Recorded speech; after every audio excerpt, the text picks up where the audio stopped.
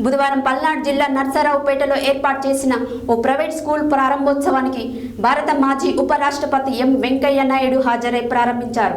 ఈ సందర్భంగా ఆయన మాట్లాడారు. బుధవారం పల్నాడు జిల్లా నర్సరావుపేటలో ఏర్పాటు చేసిన ఓ ప్రైవేట్ స్కూల్ ప్రారంభోత్సవానికి భారత మాజీ ఉపరాష్ట్రపతి ఎం వెంకయ్య నాయుడు హాజరై ప్రారంభించారు. ఈ సందర్భంగా వారు మాట్లాడుతూ ఇంగ్లీష్ నేర్చుకోండి కానీ తెలుగుని మర్చిపోవద్దు అన్నారు.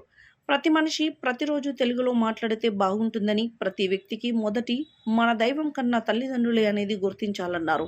మాతృభాషను మొదట చదువుకుని తర్వాత ఇంగ్లీష్ భాషపై మక్కువ పెంచుకోవాలన్నారు. ఇక ఏ ప్రభుత్వాలైనా సరే పోటాపోటీగా ఉచితాలు ఇవ్వడం మంచి పద్ధతి కాదన్నారు. మంచి ఆరోగ్యం కోసం ప్రతిరోజు ఏదో ఒక వ్యాయామం తప్పకుండా చేయాలని సూచించారు.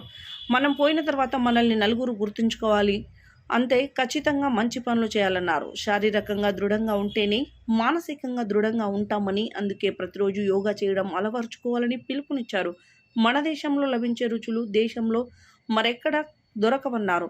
ప్రతి ఇంట్లో వంటగది, పూజ గది తప్పకుండా ఉండాలన్నారు. ఇటీవల యువత ఫాస్ట్ ఫుడ్ కల్చర్కి బాగా అలవాటు పడిపోతున్నారని, అది ఆరోగ్యానికి ఏమాత్రం శ్రేయస్కరం కాదని వారు హెచ్చరించారు.